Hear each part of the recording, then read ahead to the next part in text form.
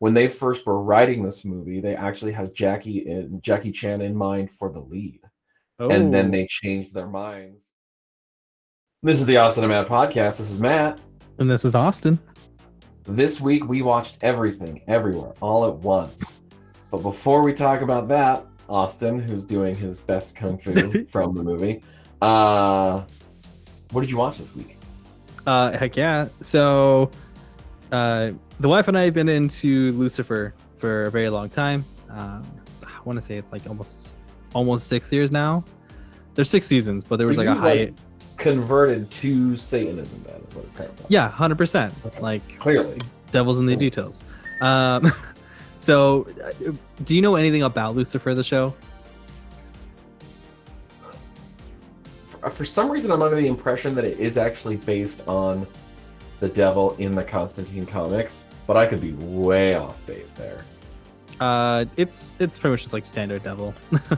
Okay, So- so I just know it's a show about the devil Yeah. that my dad would probably get really upset about. Oh yeah. That's about Like all I know about just it. the name being Lucifer, he's like, well, no. Yeah. So, just for context, pretty much it's like Lucifer Morningstar. He lives on Earth. He abandoned hell after he pretty much was like sent there. He lives his best life on Earth. He parties all the time. He owns like a club that he performs at all the time. His like main quality that he has is that he doesn't lie to anybody or anything. So people ask like, oh, what's your name? He's like Lucifer Morningstar, and they're like, is that like a nickname? And he's like, no, God given. Like that's who I am. And then people will be like, are you the devil? And he's like, yeah, 100%. Like he's very honest with all these people. Like people just think like it's a performance for him. But like he's like, no, like this is who I am. But like the whole thing is like he gets into this point where he ends up becoming like a detective sidekick, kind of like Psych in a way. So he's like he helps out this detective and like solving these like murders and mysteries and things like that. And like they have like their like little bickerness and things like that. And then eventually like angels show up, like other angels, and it used to just be like a detective show, and then like slowly it became like more ingrained with like religion and things like that. But the series finale, it came out late last year. We were just barely getting to it, and it was a good one. Now, whenever there's like a series finale, I kind of just take it to a point. It's like, did they give the viewers what they wanted, or did they just find a way to like end this story? And it really felt like they tried to be like, it's hard to not be cheesy in those moments. So was the series finale cheesy? Yes, 100%. Did they give enough in the series finale for like the fans who've watched every single season? Yeah, I think so. Like there were some seasons that I tuned out. I didn't know as much of things, but like I felt like it was very like it gave a lot. And there was like this whole like big mystery that was going on in the final season that was set up pretty well. So it was nice to see like all that be concluded as well. But that is what took up most of my time watching this week was Lucifer. I'm still watching Moon Knight. Went through that second episode. It's good, man. It's good. Mm-hmm. So I'm excited for you to get a chance to watch it when it does come around. But outside of those things, the only thing I watched was our movie. So I'm curious, what did you watch this week? I got to the gym and watched movies while running quite a bit this week, so it was good. So first thing I watched was I revisited Sherlock 1 and 2. Still plenty of fun movies. They're nothing like incredibly special, but they're fun, and I enjoy. Are you talking about the ones with Robert Downey Jr.? Yes, these were the Robert Downey Jr. ones. They both popped up on Hulu, so I gave them a watch. Nice. Good stuff. I think if we get a third one eventually, I'm definitely going to be seeing it in the theaters. Like I'm on board, so I'm fine with that. There's a scene in the second movie that always just blows me away, and it's when they're running through the forest and they have this like the cannons and everything going off. Like it's hard to not be just sucked into that moment. So yeah, that's the director Guy Ritchie being his Guy Ritchie-est in that scene. You see his other movies, he's always got a scene kind of like that.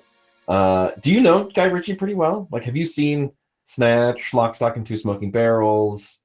You have. Okay, so you know. So I used to say for a long time that Snatch was my favorite movie. Oh, really? Okay. Yeah. So I don't know if you talked about this, but like I'm a pretty big fanboy for Brad Pitt. So if it's like if there's a Brad Pitt movie, like there's a Brad Pitt movie coming out soon. I'm only watching it because Brad Pitt's in it. I was debating if I wanted to watch The Lost City, and then as the trailer was going on and I was in the movie theater, I just like looked up like really quick and I saw him, and my wife would like grab my arm and she's like, "It's Brad Pitt." So yeah, I'll be watching that one, even though I heard it's fantastic. Anyway, so I'm not gonna. I've heard good things. So yeah, so I watched those. They were good. I watched, and so this movie's pretty old, but I finally just on a whim, my wife was like, "Oh, let's try this," and we freaking loved it. But The Imitation Game with Benedict Cumberbatch. It is the story of Alan Turing, basically, kind of.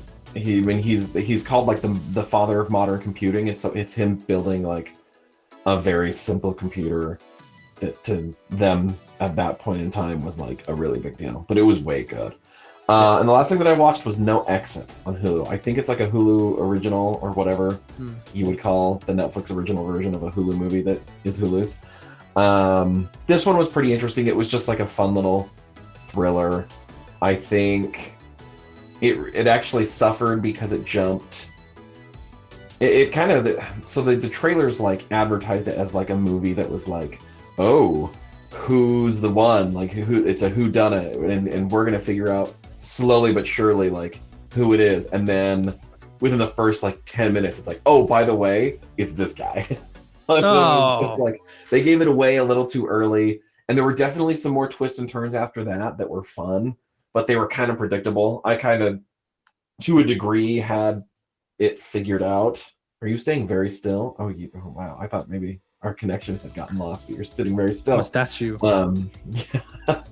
So I definitely saw some of the twists coming. Like I had a good idea of where it was going to go. And also, it's all kind of predicated on this initial scene where the main character is in rehab. And I was just like, I don't think this means like anything.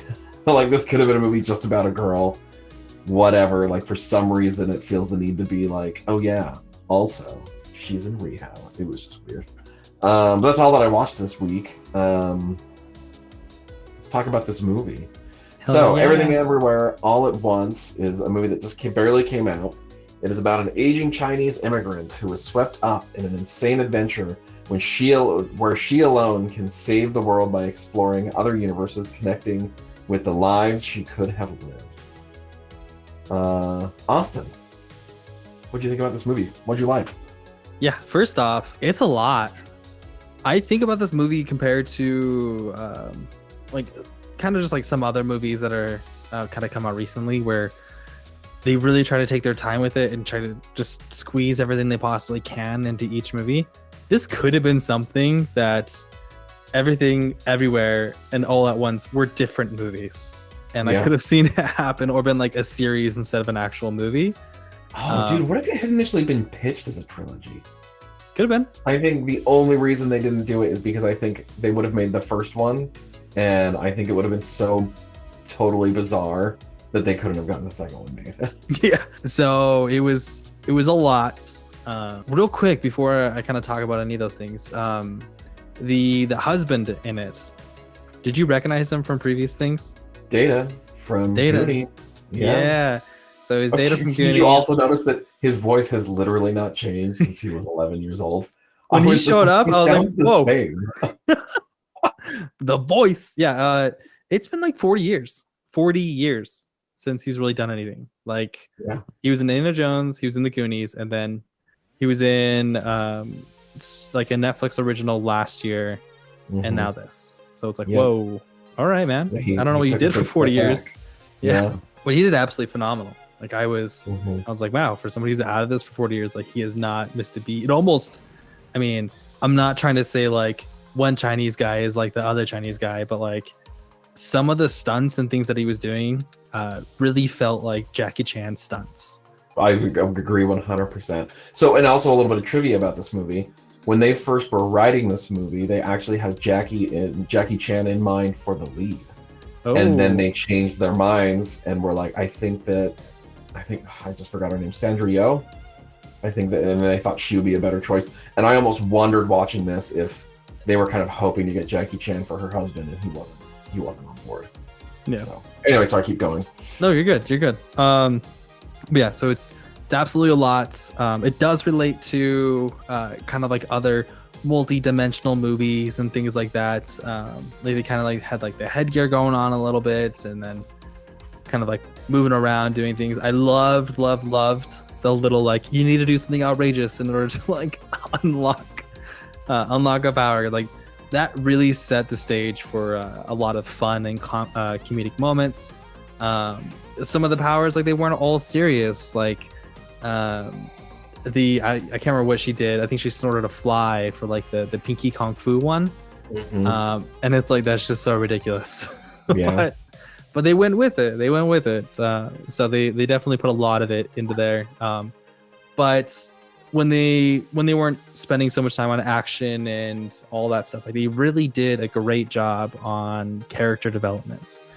And it feels weird that there's been so many of these movies so recently, but there really is starting to be like a generational movie choice where it is my parents are saying sorry, or they're acknowledging that I'm not just there to be perfect. Like I have emotions and I can make mistakes. Just because they made mistakes doesn't mean like I'm susceptible to not making them. And even if that does happen, it's not about disowning or being disappointed at them. It's about, still loving them. So there's been a couple of those recently. And I'm really for it on the front. Just because like when I relate to my parental experience, I've yet to find a movie that like directly relates to those things. However, there's always that feeling where it's like I'm not enough, or like people are disappointed. I'm gonna bring in my wife real quick. So my wife, she's from a Latin family. Her mom is very judgmental on the things that she does, always like making critiques about the things that she eats, her choices that she makes. And it really does feel like when my wife wants to do something for herself, which 9 times out of 10, like I'm gonna go ahead and support that. Like, yeah, that'd be awesome. Go for it. Her first thought and instinct is that my mom's gonna hate it. And I imagine that's how things go for a lot of people, and whether it's by gender or by culture, those things. But like for my wife specifically, this movie hit pretty hard on some things. Wow. Okay. Yeah. So for me, my main takeaway was I need to make sure I'm not a shitty parent to my kids and make them feel like they can't share things. And if I just barely get into a big fight with them, don't be like, you need to watch what you're eating. You're getting fat. Because that is literally the stupidest thing you can say. Yeah. Like, how do you not make them feel like shit in that case? So for me, there was a lot, but there were definitely, I love the character development for the mom, where it's not just that she finds like, oh, like that's not nice to say. Like she experiences it and relates it to herself and how it made her feel. And although she was able to bottle it up and work through it, that doesn't mean it's okay to do it to your kid as well. Just that whole change for things was super awesome. So I feel like I'm only getting those storylines a lot of times in like series. To see that full turn in a movie like this while so much more was going on as well was awesome. So that's what I really appreciate about it, is that although it was craziness going on, world building, all these things, it seemed like they wrote the characters first and what they wanted to do, and then they just built the craziness around that. So yeah. So for me, I really, really enjoyed this movie. I definitely want to hit it for a second watch. I'm kind of hoping that because it was a smaller movie and a smaller release, that it's gonna hit streaming sooner, so that way I can pick it up and watch it again. But Matt, what did you like about it? I liked a lot about it. Like I definitely, when we get to the dislikes, I'm gonna have some things to say, but it doesn't mean that I didn't really enjoy this movie. I think first of all, like it absolutely lives up to its name. Like this movie really feels like everything, because it feels like all genres in some way. Like it is sci-fi, it is romance, it is uh, Action. It is role absurdist playing. humor. It is action. Yes, it is. It is everything, and it's everywhere. Tonally, it is all over the place. It is. I mean, it goes from like a genuinely kind of cool, interesting sci-fi concept to like really bizarre humor. And some of the laughs really landed for me, others didn't. Like the stuff with the hot dog hands. When it did the Oh my 2001 God. Space Odyssey reference, that was probably the hardest laugh I got the whole movie. I was just like, oh my gosh, what is going on? I enjoyed that a lot. Every time after that, when the hot dog fingers people shut up, it was like, what in the world is going on? And then when they were using their feet, it's such a bizarre movie. Especially in like it, yeah. Sorry, let me think. Lives up to its name. It is all at once. Like it is just everything is happening really all at once. It was so cool. I actually thought that like the multiverse world building was actually like super cool to me. And there's a teeny part of me that's like, I'd like to see Christopher Nolan's version of this. Like I want to see a filmmaker who is taking themselves quite a bit more seriously than they took themselves here. Not that it was bad they didn't take themselves seriously, but it's like I want to see the same kind of an idea, except playing out in a way that is a little bit more grounded, a little bit more serious, a little bit more something else, you know? So that was that whole idea of like, because when he's doing the random things, I was just like, oh, okay, whatever. And then when they explain that idea of like, you have to do something that is like the least statistical possibility for a choice you would make, and that kind of like guides your brain to like another place, and the earpiece is turning yellow and then green, and just I was like, it worked super well for me. I enjoyed that whole part a ton. I did leave something out. Oh yeah, go ahead. So probably what I love most about what they did or why they did it is they didn't tell you why at first. You just experienced it as like everybody else there, where like she switches her shoes and then like it turns green and then boom, she's in the closet. And then he stands up, eats the chapstick. Dude, and it's like, that was like the grossest thing. The way you can see it chunky on its teeth, I was like, oh, stop, please. I don't want to see this anymore. It was so gross. And then he just like powers up, and it's like, why do we do all of that? And then it's like he's eating gum from under tables. And it's just, oh. So, but then once they explain it, it's like, oh, okay, cool. Yeah. Now I get it.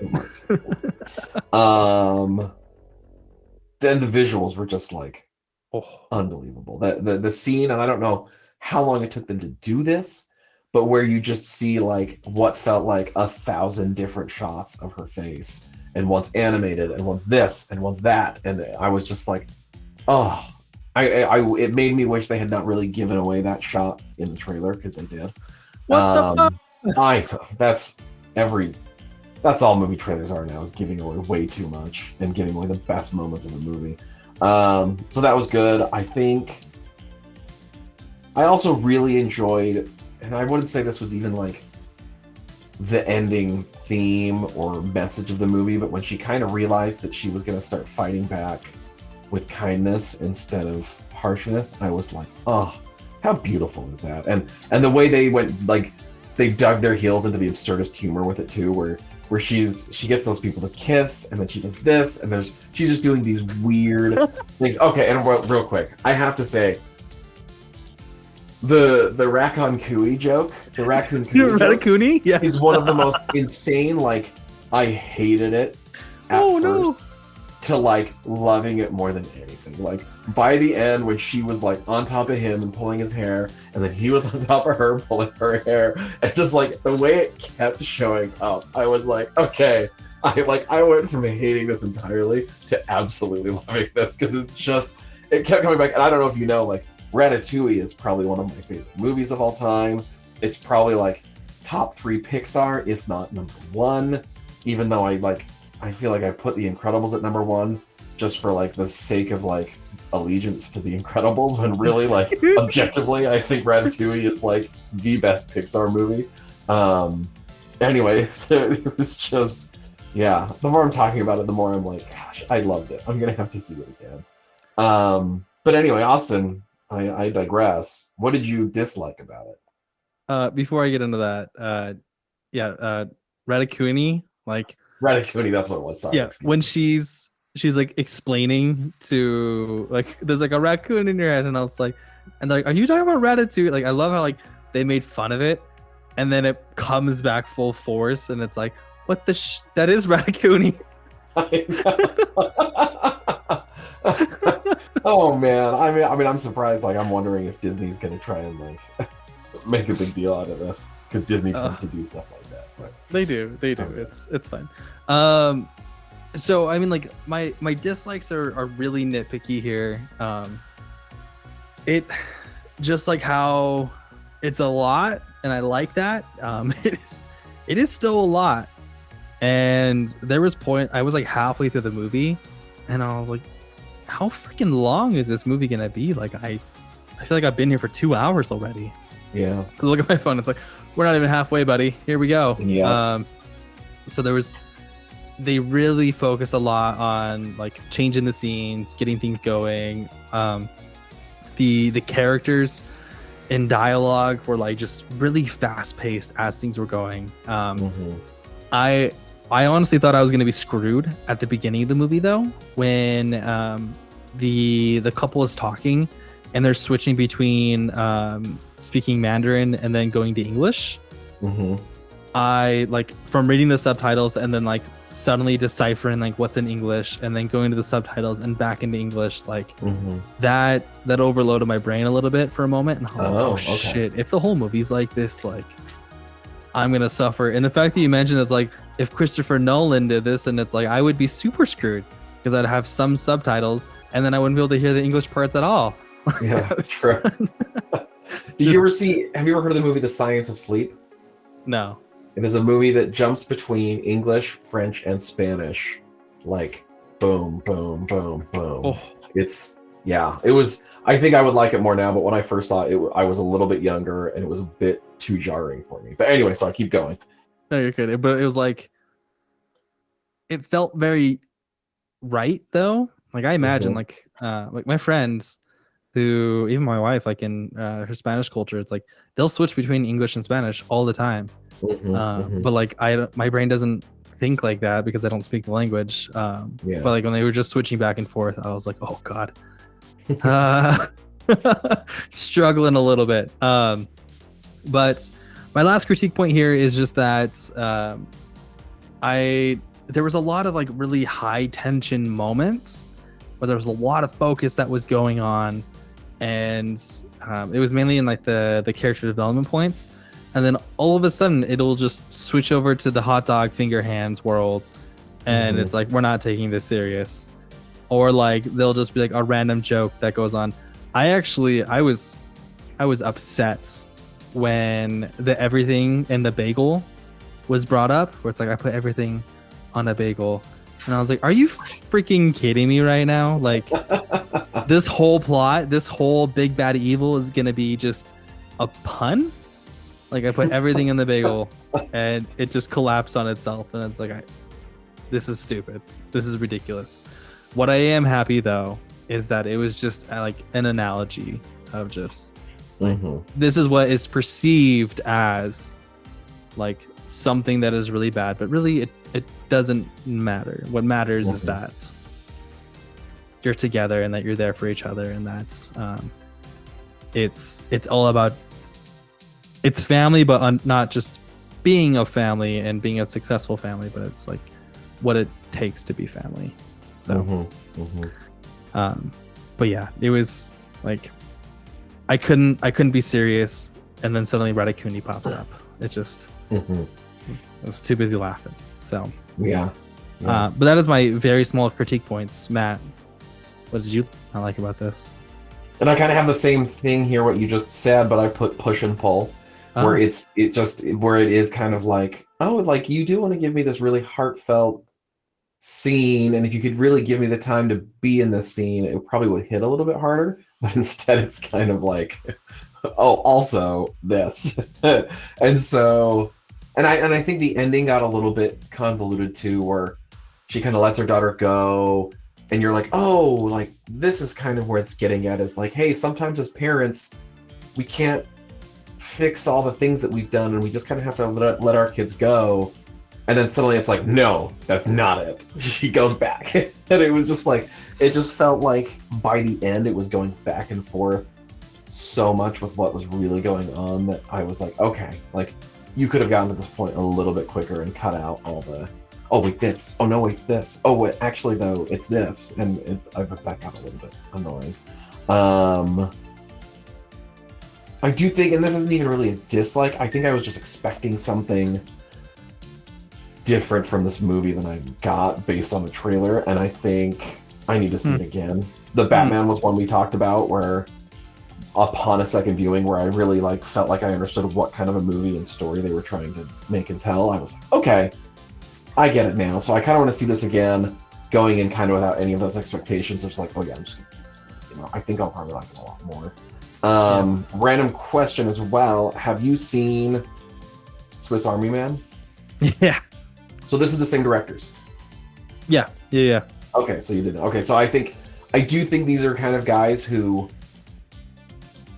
it's not even necessarily about making like a good movie in the way that like you might call, oh, I don't know, like Shawshank Redemption good, like those movies that are just like out and out, like heartfelt, beautiful, good. They're more interested in making like entirely unique experiences, and I super like respect them for that. It's like, yes, this movie did not make me want to cry, this movie did not make me like flip out and say it's the greatest movie in the last 10 years, but it did make me go, wow, I have never seen anything like that, and I'm super glad to have seen it. Like I'm starting to be able to respect movies just for being kind of bizarre and weird and interesting in their own ways, rather than being what I might expect it to be or make me feel how I expect it to feel. So good movie, not perfect, but a lot of fun. So. I do have a quick question for you here. So the beginning of the movie, at the everything part, where like everything's going on, and back when they're still at the laundromat and you discover that he has like divorce papers. Did you feel like once they started moving over to like the IRS building, that it's like, you know what, I get it. I know why he's why he's wanting to divorce her? Yeah, I guess I didn't think that, but I understand where you're coming from for sure. Like that's not what came to my mind. I thought I guess from what I saw, I was feeling like she kind of knew that he was wanting a divorce. I didn't realize it was going to be a surprise to her. But yeah, I mean, I got it, and definitely like they didn't have like a great relationship, and I did love that little kiss at the end. Was like really cute, and it like worked, and it wasn't like them making out. It was just like, oh, here's a kiss, and she's really learned to see her husband in a new light and treat him a little bit differently, which I like.